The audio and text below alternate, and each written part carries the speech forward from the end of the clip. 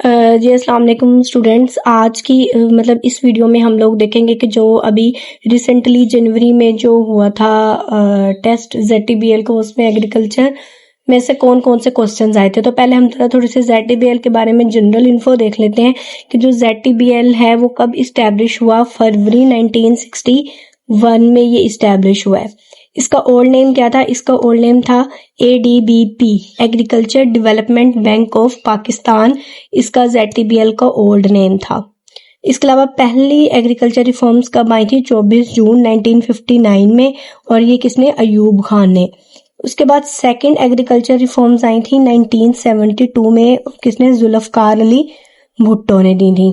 फिर तीसरी agriculture reforms भी जुल्फकार अली भुट्टो ने 1977 में। अच्छा, कितनी ब्रांचेज हैं ZTBL की? जो टोटल 488 ब्रांचेज हैं ZTBL की। और इसका एग्रीकल्चर क्रेडिट में कितना शेयर है ZTBL का? तो 40% शेयर है। अब हम पास्ट पेपर का जो एग्रीकल्चर पार्ट है उसको देख लेते हैं। पाकिस्तान में जो टाइप्स ऑफ सॉइल्स हैं 4 तरह की हैं, सैंडी, सिल्ट, क्ले और लोमी।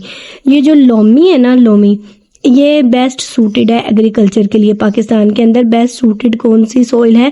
लोमी सॉइल है। और ज़्यादातर जो सॉइल है ना पाकिस्तान के अंदर, उसकी जो pH है वो है अल्कलाइन है, मतलब एसिडिक नहीं है बल्कि अल्कलाइन सॉइल है, और उसकी pH 6 to 7 के दरमियान है।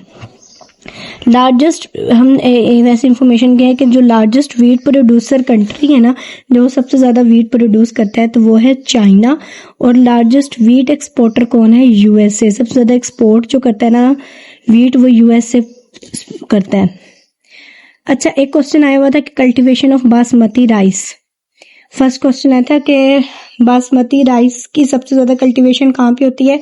तो वो पाकिस्तान के शहर गुजरांवाला में होती है। ठीक है, गुजरांवाला में, याद रखना है बासमती राइस की। और राइस की जो भी टाइप्स हैं, वैरायटीज हैं, वो मैंने आपको पार्ट नंबर 1 जब आप मेरा देखेंगे तो उसके अंदर मैंने बताई हुई है। मेजर वीट प्रोड्यूसिंग रीजन कौन सा है? वीट प्रोड्यूसिंग रीजन पाकिस्तान के अंदर तो वो है पंजाब। पंजाब में सबसे ज्यादा जो है वो वीट प्रोड्यूस होती है। Golden fibre, golden fibre crop कौन सी है? कॉटन। ठीक है, कॉटन है। नेक्स्ट है किसान पैकेज जो आया था वो किससे एसोसिएट करता था? वो एग्रीकल्चर सब्सिडी। तो जो किसान पैकेज था वो एसोसिएट था एग्रीकल्चर सब्सिडीज से एसोसिएटेड था। ठीक है, एग्रीकल्चर सब्सिडीज दी गई थी मतलब इंटरेस्ट फ्री लोन्स दिए गए थे। ठीक है, फार्मर्स को। की factor affecting the productivity of agriculture in Pakistan, वो कौन सा फैक्टर है जो सबसे ज्यादा मतलब पाकिस्तान में एग्रीकल्चर की प्रोडक्टिविटी को अफेक्ट करता है? तो वह है वाटर स्कार्सिटी। ठीक है, वाटर का कम होना ये सबसे ज्यादा अफेक्ट करता है एग्रीकल्चर को पाकिस्तान के अंदर। उसके बाद है प्राइमरी सोर्स। जो एग्रीकल्चर का प्राइमरी सोर्स मतलब इरिगेशन का जो प्राइमरी सोर्स है ना पाकिस्तान के अंदर, वो है कैनाल्स। वैसे तो डैम्स के जरिए भी होती हैं, ठीक है, और कारेज भी, लेकिन जो ज्यादा इरिगेशन होती है ना वो कैनाल्स के जरिए। ठीक है, canals. Contributor of economy of Thar desert region, मतलब जो पाकिस्तान का जो थर्ड रीजन है उसके अंदर जो इकोनॉमी का सबसे बड़ा कंट्रीब्यूटर है वो कौन है? पल्सिस। ठीक है, फिर है high value cash crop in Swat valley of Pakistan.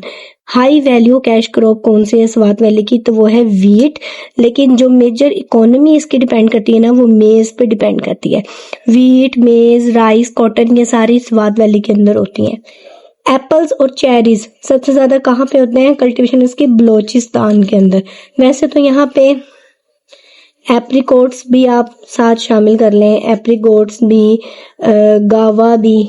ठीक है, अब उसके अलावा लाइव स्टॉक का एक क्वेश्चन आया हुआ था कि लाइव स्टॉक में क्या कहा जाता है? तो लाइव स्टॉक में कैटल भी आ जाते हैं, पोल्ट्री भी, फिश भी, कैटल भी, आगे काऊ वगैरह भी। इसके अलावा जो राइस प्रोड्यूसिंग रीजन है पाकिस्तान के अंदर जहाँ पे सबसे ज्यादा राइस प्रोड्यूस होते हैं तो वो है पंजाब। ठीक है, पंजाब में सबसे ज्यादा राइस प्रोड्यूस होते हैं। इसके अलावा मेजर ऑयल सीड क्रॉप कौन सी है? तो वो कैनोला है। ठीक है, कैनोला मैंने आपको पिछली वीडियो में सारी ऑयल सीड क्रॉप्स करवाई थी, जितने भी मेजर ऑयल सीड क्रॉप्स है। इसके अलावा इंडस बेसिन इरिगेशन सिस्टम, ये one of the largest system है in the world. One of the largest system है इन वर्ल्ड। तो ये कहाँ पे है? ये साउथर्न पंजाब में। फिर उसके बाद किंग ऑफ क्रॉप्स किसे कहते हैं? वीट को कहते हैं। और किंग ऑफ फ्रूट्स किसे कहते हैं? मैंगो को कहते हैं। मैंगो जो है वो हमारा नेशनल फ्रूट भी है पाकिस्तान का। और मैंगो की सबसे ज्यादा कल्टीवेशन कहाँ पे होती है, मतलब ये सबसे ज्यादा कहाँ ग्रो करवाया जाता है? मुल्तान में। इसको मुल्तान को मैंगो सिटी भी कहते हैं। मैंगो सिटी ऑफ पाकिस्तान कौन सा है? मुल्तान। उसके अलावा रबी सीजन की क्रॉप कौन सी है? वीट। ये रबी सीजन और खरीफ सीजन की क्रॉप्स ये सारी मैंने आपको पहले वीडियो में बताई हुई हैं, वो आप पहले पार्ट्स देख लें। रेड सिंधी एंड नील रावी ये किसकी ब्रीड है? ये कैटल की ब्रीड है। उसके बाद है खरीफ सीजन की क्रॉप कौन सी है? कॉटन है। ये मैंने खरीफ सीजन की और ये सारी जो है ये आपको पहले वीडियो में बताई हुई है, आप पिछले पार्ट देख सकते हैं। Percentage of Pakistan work force is employed in agriculture sector, मतलब इतनी एम्प्लॉयमेंट एग्रीकल्चर सेक्टर में है तो वह अप्रोक्सीमेटली 40% है। फिर आपसे पूछा जाए तो वो है 37.4%। और अप्रोक्सीमेटली पूछा गया था तो अप्रोक्सीमेटली 40% है।